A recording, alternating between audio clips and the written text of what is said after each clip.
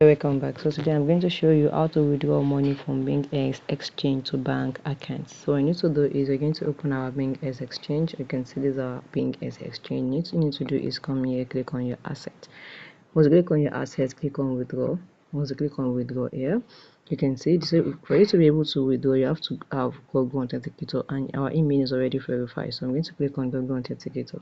Then what you need to do is the first thing is make sure you go and download the Google Authenticate. So after that, you're going to copy the key, click on next. After that, copy the key, this one key here. Once you copy the key here, click on next. Now go to your email verification, get your code, and there will be a code on your Google Authenticate. So just click here. Once you copy it, they just click on link. So just go through the process. If you now have Google Authenticator yet, you can just go there, download it, copy the key, then you paste the key here, then click on link.